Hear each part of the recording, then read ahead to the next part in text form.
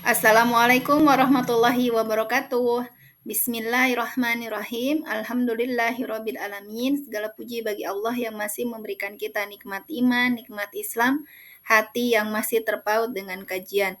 Sholawat serta salam semoga tetap tercurah kepada baginda Nabi Muhammad Sallallahu Alaihi Wasallam.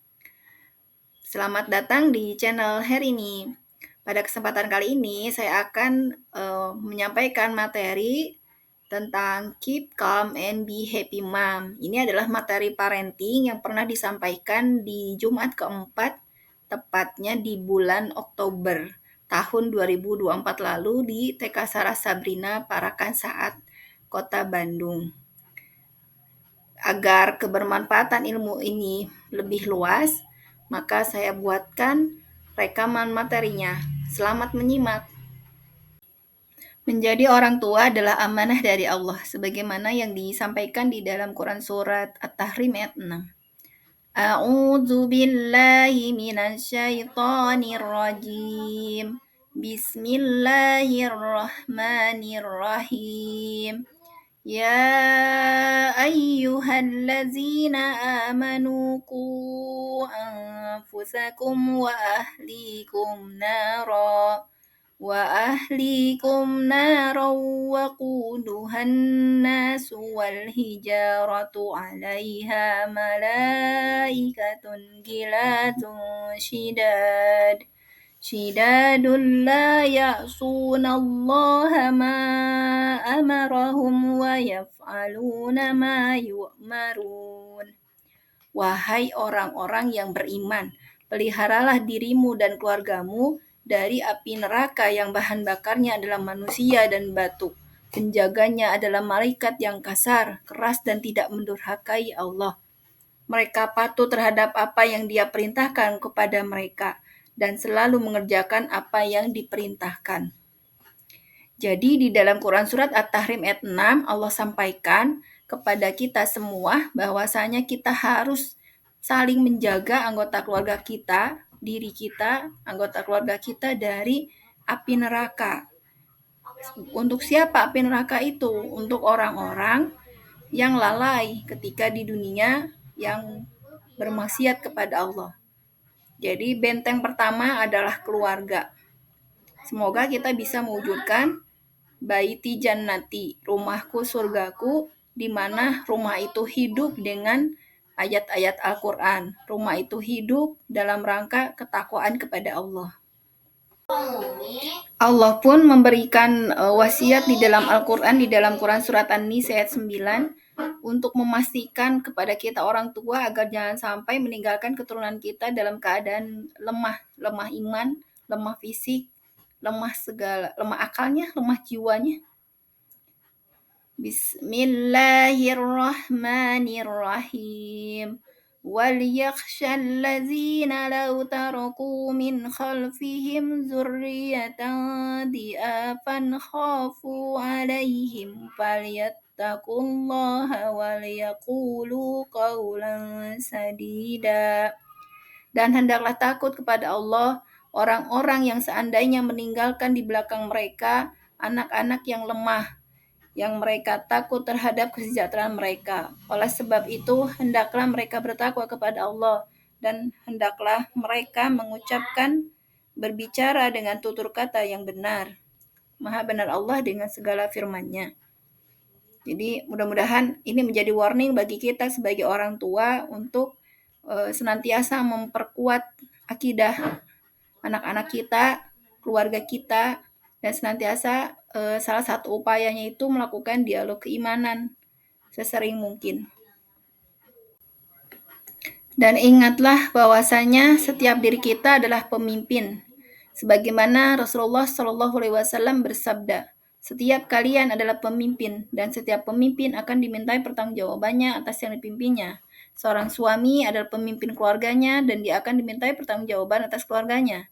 Seorang istri adalah pemimpin rumah suaminya dan anak-anaknya, dan dia akan dimintai pertanggungjawaban atas mereka. Artinya, dalam anggota keluarga ini, setiap orang itu sebetulnya akan Allah mintai pertanggungjawabannya. Artinya kita bertanggung jawab atas apa yang kita lakukan atas amanah yang Allah berikan di pundak kita.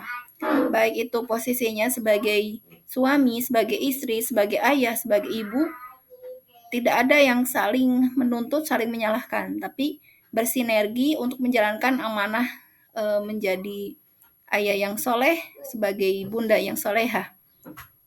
Sehingga jika ayah dan ibu bersinergi untuk senantiasa menjaga ketakwaan di dalam rumah, insya Allah anak-anak yang dihasilkan pun adalah anak-anak yang soleh dan soleha. Ternyata menjadi orang tua itu tidak mudah, terutama menjadi seorang ibu. Maka mari kita melakukan refleksi diri, kita bercermin pada diri kita dan bertanya, sudahkah kita bahagia menjadi ibu? Sudahkah hati kita tenang menjalankan peran sebagai ibu? Dan sudahkah kita bersyukur atas amanah menjadi ibu? 3 pertanyaan ini penting untuk senantiasa ditanyakan kepada diri kita agar kita memiliki motivasi yang kuat untuk senantiasa memperbaiki kualitas sebagai ibu itu dari hari ke hari.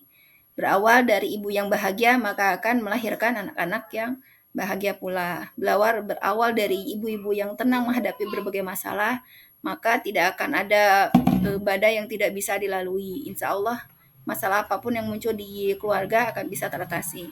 Dan berawal dari bunda yang banyak bersyukur, maka juga akan menghasilkan anak-anak yang penuh rasa syukur terhadap apa yang mereka miliki. Dan itu yang ingin kita dambakan tentu saja. The power of mother. Kita punya kekuatan menjadi seorang ibu yang Allah titipkan. Pertama, ibu yang bahagia adalah pondasi keluarga yang kuat. Ketika seorang ibu tersenyum, seluruh rumah dipenuhi dengan cahaya kebahagiaan. Tapi bayangkan kalau dari pagi hari bangun tidur ibunya udah ngomel-ngomel, udah hektik gitu kan, karena rariweh gitu bahasa Sundanya mah. Itu akan bikin suasana rumah juga jadi panas. Maka ibu yang bahagia, yang senantiasa bisa meregulasi emosinya itu sangat penting, akan membawa dampak cahaya di suasana rumah. Kemudian menjadi ibu yang tenang pun ada kekuatan yang tak terlihat. Dalam ketenangannya, ia mengajarkan anak-anaknya untuk berani menghadapi dunia dengan kepala tegak dan hati yang damai. Jadi ketika ada masalah dengan teman, ada masalah di sekolah, anak-anaknya curhat, insya Allah anak-anak dengan ibu yang tenang itu akan bisa lebih menghasilkan anak-anak yang berani menghadapi masalahnya, bukan lari dari masalah. Mengapa harus menjadi ibu yang tenang dan bahagia? Ada 2 alasan besar mengapa kita harus senantiasa mengupayakan, mengkondisikan diri kita menjadi ibu yang happy mom, menjadi ibu yang senantiasa menjaga ketenangan. Yang pertama, karena ibu adalah madrasah pertama bagi buah hatinya, sekolah yang utama dan pertama bagi anak-anaknya. Maka kualitas keimanan ibu itu akan berpengaruh pada kesalehan generasi. Jadi ini dibutuhkan kondisi emosional ibu yang stabil,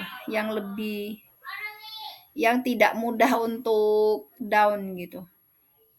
Karena energi yang dimiliki ibu, energi positif yang dimiliki ibu itu akan menular kepada suasana rumah, terutama anak-anaknya. Karakternya itu bisa mudah diduplikat oleh anak-anaknya.